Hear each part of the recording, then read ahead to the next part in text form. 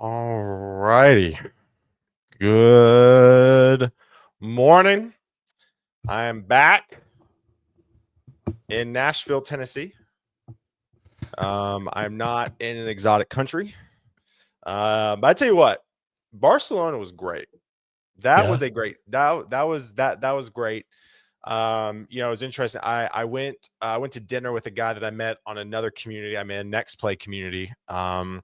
And we had dinner, and it was interesting because he was saying Barcelona is like he was saying, so he's big into like socio-political stuff, which that's way above my head.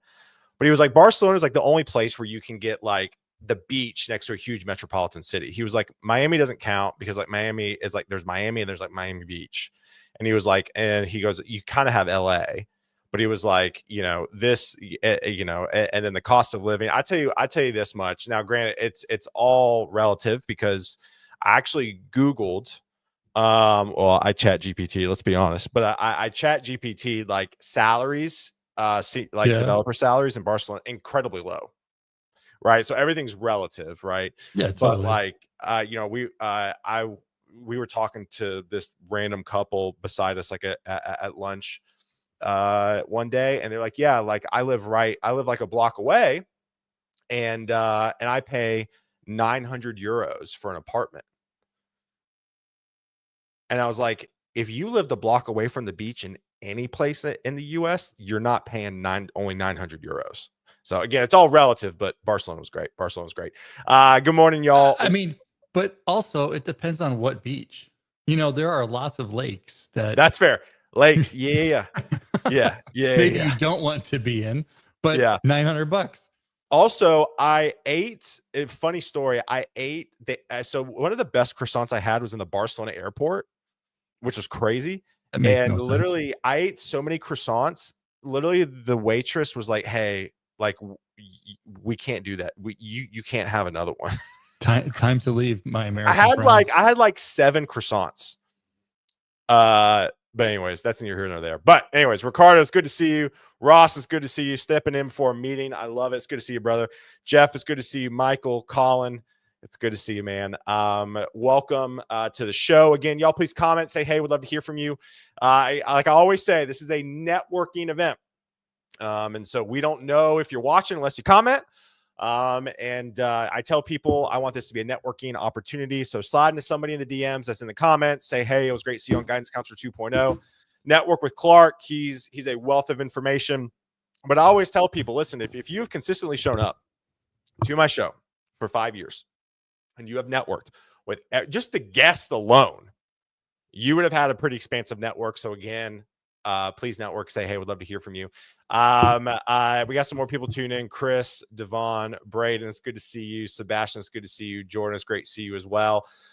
First off, I want to say shout Appright. I'm part of the Heroes program, probably the only non-technical person on a technical Heroes program. I don't use their product, but I heard it's great. So you should check them out. That is that. I love the honesty. That is my punchline.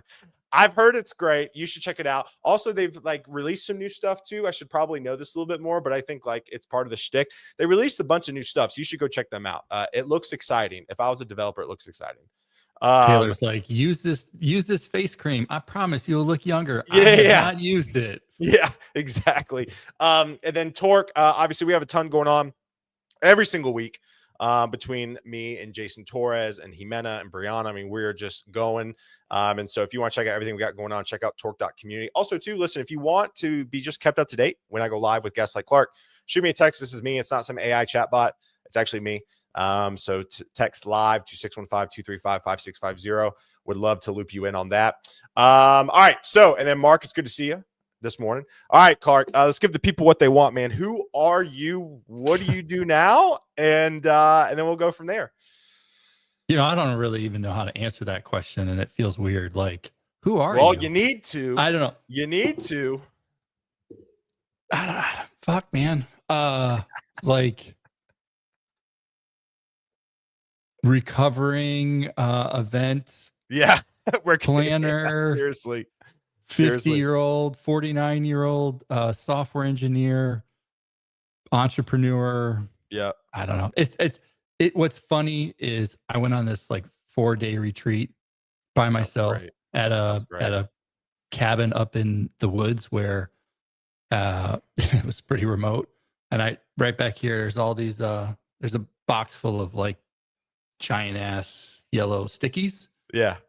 And the only question I wanted to answer was, who am I?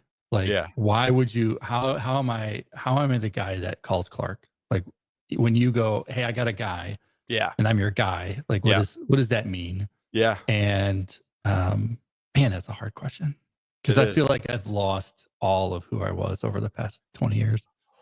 Well, that's a great segue to obviously this conversation, right? I mean, the title, this is starting over. I think, Clark, if you want to give the folks who may not know, and obviously who listen to this in the future, kind of a little bit of context about that comment. Yeah, I started in my career as a corporate engineer. Sure. I don't know if that's a proper term, but that's what I'm going to call it. Worked my ranks, spent 8-9 years at Allstate, spent, through the dot-com boom, spent 10 years, almost 10 years at Microsoft, had a startup after that. And then, for the last 15 years, we've had that conference. And then 8 of that, we've had a company called Unspecified. And Unspecified's kind of been the quiet day job where we've been doing freelancing work. And that conference has been the big behemoth of time. So essentially for the last 15 plus years, I've been working, 2 full-time jobs. So, and that leads me to today. Well, let's talk about that. Let's talk about the conference, right? I mean, talk about, I guess, where you grew that to, and just, to obviously continue to give people some context. Yeah, that conference was born out of my desire to get community in the upper Midwest. Location-wise, if you think about it, we have Chicago, Milwaukee, Madison, Green Bay, the Twin Cities, plenty of Des Moines. Sure. Yeah. Des Moines, Boston City, Des Moines. Yeah. Well, the thing about it is they got a pretty big hot tech scene. Yeah. And it's only a few hours away, right? Yeah. And so if you just take that onion and you go like, what's happening here? And where are people getting together? I think one of the things we suffer from is like the Java, the Ruby, the database guys, the this, the that, the other. And so everybody's got their little factions.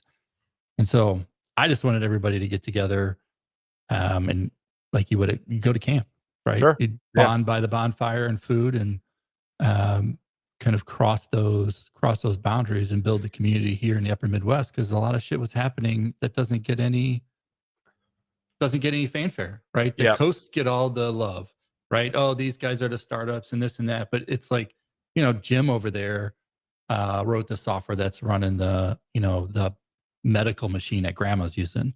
Yeah. Right. Right. Like, it's like real shit happens here too. Yeah. And so I wanted to just highlight that. And that grew over time. And, before the pandemic, we had almost 2,000 people. And after the pandemic, it shifted. Yeah. So how long were you running that conference for? Since 2010. Since 2010. Okay. So we did 16 events in 2 different cities. So majority Wisconsin, and then we did 3 in Texas. Yep. And I will say this, and I'm not saying this because you're my friend. I'm saying this because I truly mean it. Probably one of the best like stage setups I've ever seen. Clark went all out. I mean, that thing looked like a dang camp vibe, which was great. And so again, I still have not really seen a stage setup like that conference. So again, shout out to you for that. Well, success for me was sort of twofold. Our goal was to build a community of people who wanted to hang with one another. Sure. You wanted to know people deeply. Yeah. Our goal was to not have you feel like you were in some stuffy ass convention center. Right. The experience meant a lot to me. And because of that, I felt like it would drive behaviors that were better. Yeah. So we weren't a party. We weren't, we were sort of not great. You were really, I mean, I'm gonna speak for you. I mean, you really cultivated. I mean, I've said this from the get go. Like your events had a different vibe to them. It was very family friendly. You had, I mean, because you specifically kind of did the whole thing around, what the Kalahari or whatever. Like it was kind of geared towards families, and a lot of people brought their kids, and I mean, it was definitely a camp vibe. I mean, it was a very like fun.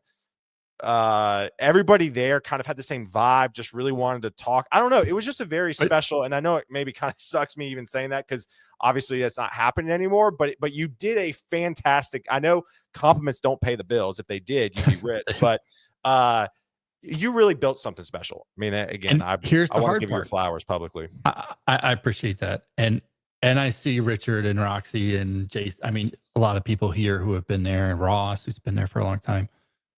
The thing about it was nobody knew it until they'd been there, and you can't sell that. Yeah. Right. Like everybody would compare it to another conference and think that it was the same thing when it wasn't. At its core it was, but it wasn't. Like, so you would come sort of in blind faith and go, oh, that was great. And then the second time you'd really know how to take advantage of it. And the third time you'd be, a pro. Yeah. But I had to get you there the first time. And after the pandemic, that became super hard. Yeah. Yeah. Sebastian in the chat goes, when's the next one? Well, so let's talk about it, right? So, all right. So you built this thing, right? You had, it was, I mean, I would say just in this scheme of keeping conferences and meetups going, I mean, it's hard enough to keep a virtual dads and tech thing going every month, let alone an in-person conference for 12 years, and then obviously you had to sunset that because like we all know, like it's just the environment just isn't what it is. But talk about where you're at now, man, like reinventing yourself. I think, I mean, I'm seeing you kind of in public reinventing yourself. I mean, talk about, I mean, we could talk about the mental toll, but I really want to talk about, the thought of reinventing yourself and giving permission to tell people like, hey, it's okay to start over. Yeah. I mean, look, I'm 49 years old. I've been around this game for a long time, and that feels really old to say. And life took a turn that we didn't expect. Sure. When the pandemic came, anybody who's sort of in the position that we are or were with the conference, a lot of people saw me as an event planner, but had zero clue that I'd been slinging code for 25 years, had zero clue that we built the entire platform that ran the thing. Sure. We found ourselves in a financial position that just sort of continued to get worse. Sure. And that is inflation, that is the rising costs of corporate, crap that was going on, ticket sales down, companies not wanting to sponsor, right? Like the writing is sort of all over the wall, and we really tried to pull it out. But when you're dealing with venues and multi-year contracts and all that kind of stuff, I'm left sort of standing on stage trying to act as if everything is fine. And for the people that were there, like it was great for them, but inside, like, I don't know how I'm going to pay bills. And that's obviously that left us in a place where I ended up going into AFib and going to the ER during an event you were at, right? Yep. And that that led to a lot of health issues, and like there's not a team of 50. There was a team of 2-3 who were spending all day every day planning the thing. So we get to a place where financially we're underwater, massive amounts of money, and just you can't do it anymore. And then you're left with like, what the fuck? Like, who am I now? Like, we burned unspecified money. to be a sponsor. The plan didn't work. Confidence is tanking. Health isn't good. Kids going to college, and you're like, I don't Yeah. what? Like, what's going on? Like, who's the person checking in on me? Right. Not that that's anybody's job, but Sure. You're like, what am I? What's going on? Yeah. And look, there's a bit of hustle mode. So since last, we've just been sort of dealing with the death of it and the financial commitments that need to be done and legal crap. Meanwhile, trying to figure out, well, where are we going to take unspecified? How are we going to do it? It's been sort of the bastard child that hasn't really gotten the attention that it's want. So it's just like ebb and flow. Yeah. And what does a 49-year-old guy do? Like, what am I now? Like, I've got this vast array of experience of like event planning, community, entrepreneurship, engineering, whatever. Yeah. And you're sort of left holding this, bag going, what are we doing? Where am I? And shattered confidence. Like, how do I know that the next thing is going to be the right thing? And can we weather, like, I got a kid going to college. I got one in high school. I got bills to pay, like family to feed. Like, it's fucking real. And I just lost hundreds of thousands of dollars. Where does that come from? Well, retirement, investments. Like, there's no like magical, like, people are going to get paid. Yeah.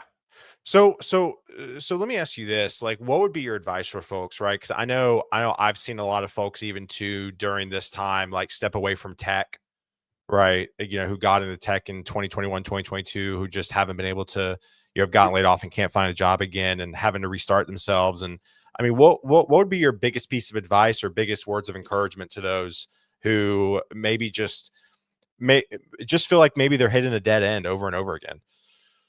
Looking back, I look at my career and I go, I said I didn't want to be an engineer. Yeah. When my very first interview, it was months later, I found myself programming, loved it. Yep. I got into it. I've changed languages, platforms more times than need to, from .NET to open source to this, that, and the other. I was deep in security at one point and then backed out. I became an event planner. I became an entrepreneur. I was in testing. I was in architecture. I was a product manager. Yeah. I think the thing that you kind of think is like your career sort of just kind of goes up and to the right. Yeah. And the reality is it sort of ebb and flows. 100%. And where I didn't really have a good kind of eye on things was really taking that autopsy of me and saying, what do I do that I really enjoy, and what do I do that I don't like, and working on my personal brand. Like, I let everything go to focus on everybody else at TC. Yeah. And the community and all that, to like no website, to no, like, I let it all go. Yeah. And then I left with nothing. Yeah. And that nothing is me not understanding who I was, me not doing the work of where I should go. And so, knowing that your like career is going to ebb and flow, knowing what you want to do and doing the work on you, and just being intentional about what it is you want to do. Like, you want to make $1 million? Great. Then learn about like why you want to make $1 million and what things you're going to do to get there, and why you're going to do it, and what's your why, and put the work in. And I think the thing that bothers me the most about the whole like developer community at large is that everybody, broad strokes, people are expecting their managers to pay for their shit instead of them investing in themselves. Like, it's like my company should do rather than I should do. And I'm not saying that your company shouldn't participate in that. Sure. But I am saying that if that's what you expect to like propel you forward, then you're playing their game, not yours. And we work for a long time, right? And so now I find myself sitting here, doing the work, and we sort of have nothing at the moment, right? And we're building a new company, and I'm on YouTube, and like all of that feels awkward, Sure. but also correct. And you're sitting here in a time where tech is changing, and you can like it or not like it. AI is going to completely disrupt everything that everybody knows about the shit that's going on, how you work, who you work with, the speed at which you work, how the workplace looks, how you write code, how you market, whatever. It's not bad. Like the internet changed the game too. Cars changed the game. We went from horses to cars. Yeah. In 13 years. That was it. 13 years. It went from like a luxury item to millions mainstream on the road. Yeah. That ain't that's not a long time. Yep. So in hindsight, what you're saying is to really be more of your own advocate, right? I mean, that's really what I'm hearing you say. I mean, right now I'm doing some coaching for folks or mentoring. Sure. And it's surprising how many people are resistant to getting outside help. Really? Right. Yeah. Like nobody's beating down my door to get mentored. Now, I'm not saying like, hey, look at me, like everybody should come, but sure. Yeah. It's the same reason people aren't going to conferences and meetups, because they feel like they don't have to, or they can get it from this. Yeah. And you and I have been on the thing of like, get involved in the community, show up, do the thing, blah, blah, blah, blah. How many fucking people are doing it? Not enough. Yeah. And so for everybody who's here, like that's a big deal. Yeah, it is. Think about the disproportionate amount of people who aren't. And then you go, look, I'm like, you and I've said it before. Showing up is like it's 3/4 of the battle. It really is. Just show up. Yeah. I mean, it really is. And people don't get it. And I mean, like just physically, I mean, here, virtual, right? Yeah. But like for our company, I'm like, hey, can I meet you at your office? And people are like, what? Yeah. Yeah. Well, and I think I think it's huge. I want to highlight, kind of asking for help or just going for the ask and whatever it is. I saw a tweet the other day. It was some VC or founders, I don't know, something. It basically was like, I can't tell you the amount of times that I ask that people reach out, ask for help, and I give them specific follow-up things and to follow up with me afterwards, and nobody does. Oh yeah, totally. And like for me, 100%. I think like, and this is what I spoke in with a lot of my talks lately. It was what I said in Barcelona. Like, I think people right now in this market, in this day and age, generally want to help others. But the fact of the matter is you got to go for the ask, and you got to stay persistent. I literally just asked a billionaire to coach me, and he's been talking to me every other day. Really? Yeah, I mean, prime example, the vlog I just dropped from Stir Track this morning. I literally have it in the vlog. There's this D2C founder. It's like hydration, salt, electrolytes, and whatever. And I've been following him. He's got a vlog. He's great. His name is Ross McKay. And he tweeted, and he was like, hey, recommend somebody. I recommended my CrossFit coach. Her and her husband are like, they own like an all natural bakery, and they run the CrossFit, and like she has a brain tumor now. While it comes back, it's crazy. She's got to get removed. It's not like it's benign, but still. So I recommended her. I was like, hey, listen, like my coaches are doing some crazy stuff. Like they're on it. I just shot my shot. He was in my DMs, goes, send me the address of your coach. I would love to send them a free month worth. And it's like, if I would have never just gone for the ask, dude, I would tell 200 speakers every year that I would help coach them, help them with their presentations, whatever they needed to be the most badass version of themselves. Do you know how many people said they would? Do you know how many people took me up? A handful every year out of 100. And then I would say, I would gladly give you feedback. Like, so those who submitted and didn't get it, I would say, well, look. And so we would send out 600 rejects. And I would say, here's a scheduling link. I will gladly work through with you how to make your presentation better or your abstract better so that you can go to whatever. And every single time I had just one hurdle, which was you had to reply to get the link to do it. And I would get maybe 30 people who would reply, and then I'd give them the link, and I would get maybe 5 to 10 who would click the link. And I would literally spend hours on that person's shit. Yeah. And out of 600, 5, 10? Yeah. Yep. Like come on. Yeah. You got to like somebody said in a chat, like, just show up, right? Like, yeah, like it. Yeah. I don't know. It's crazy. I get it. So, all right. So we're already coming up on time, which is funny how this works. I do have a hard stop at 10 because I got another call. You got to make these longer, my man. I know.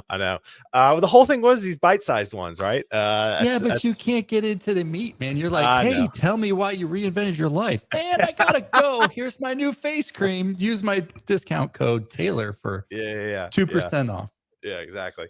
I mean, so as we wrap up here, I mean, what's next for Clark? I mean, how have you kind of, reinvented yourself over the last year or 9 months or however long it's been? Yeah, I mean, since January maybe. Yeah. I mean, we didn't know in December if we weren't going to do TC, so we didn't know until January.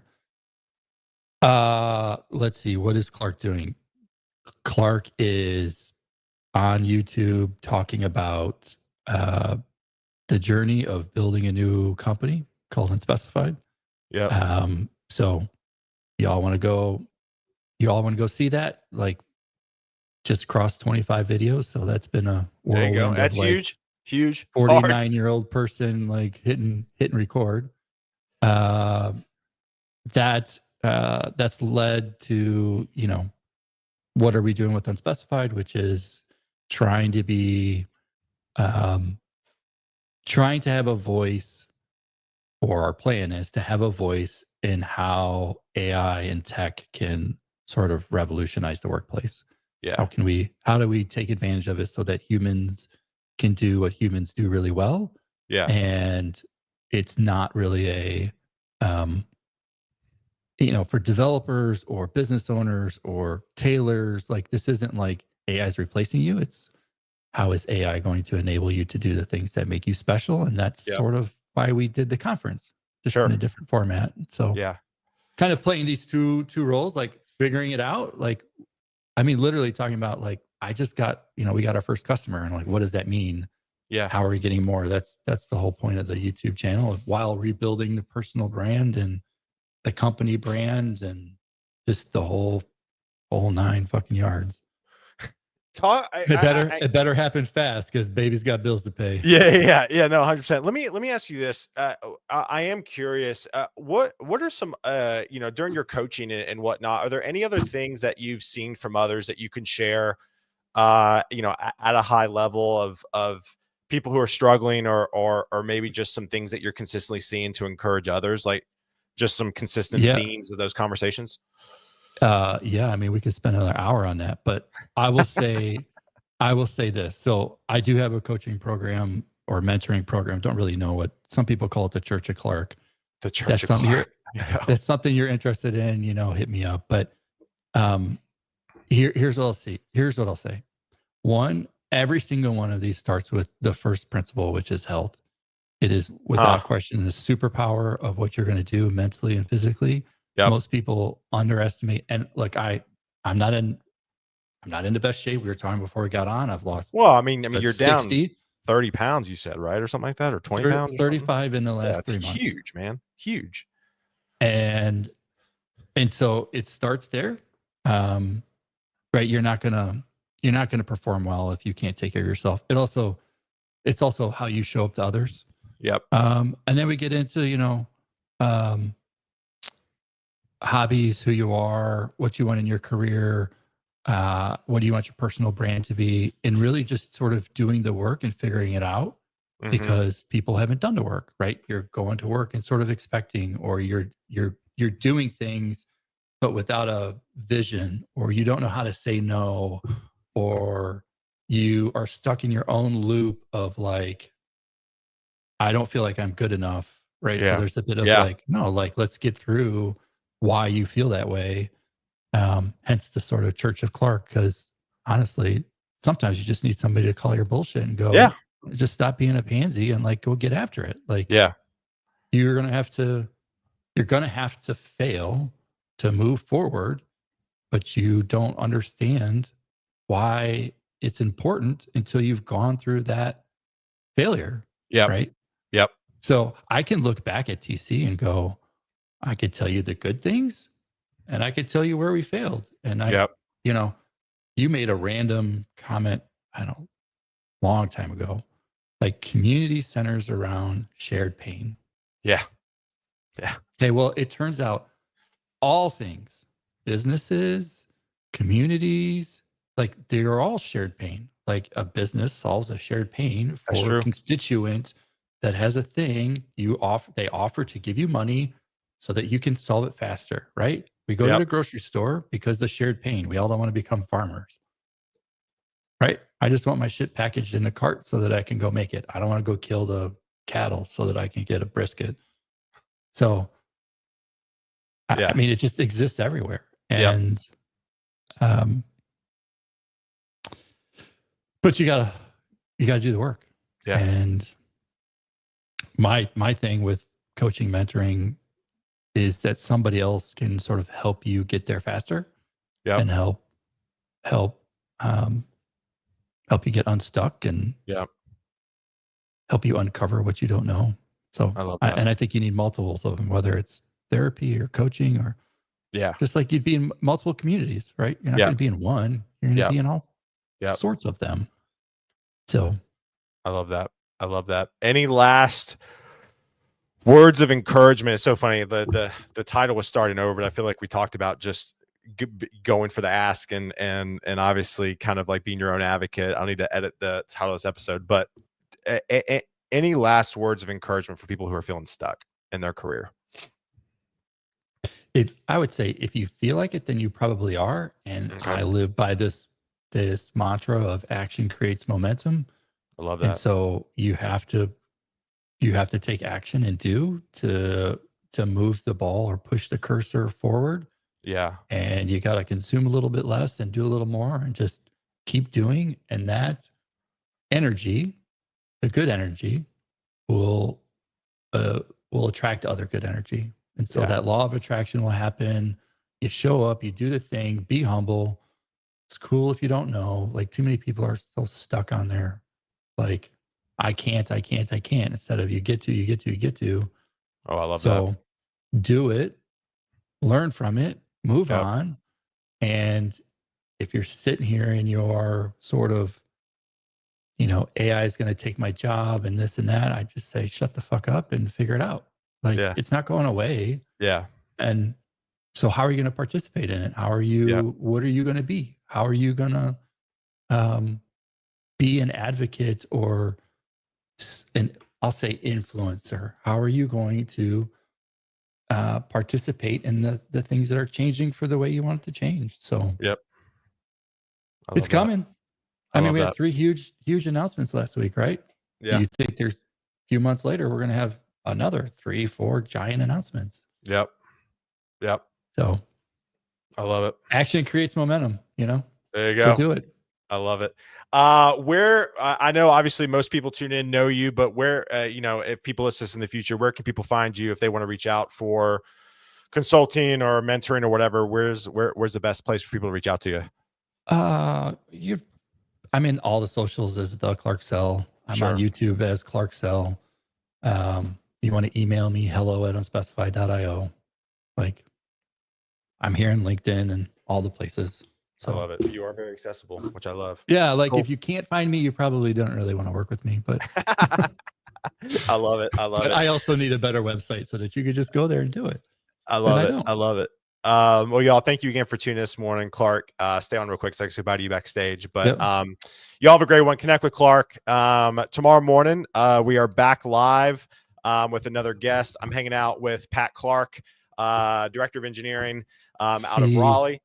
Pat did it wrong. It's supposed to be Clark and then a last name. Like he's got it all backwards. Pat leads the Dads in Tech kind of Raleigh chapter per se. So we're going to be hanging out, talking about generalist versus specialist. So it's going to be a great conversation. So I'll see y'all tomorrow morning, 9:30 a.m. Central. Go connect with Clark. Clark, thank you, my friend. And we'll see y'all tomorrow morning. See ya.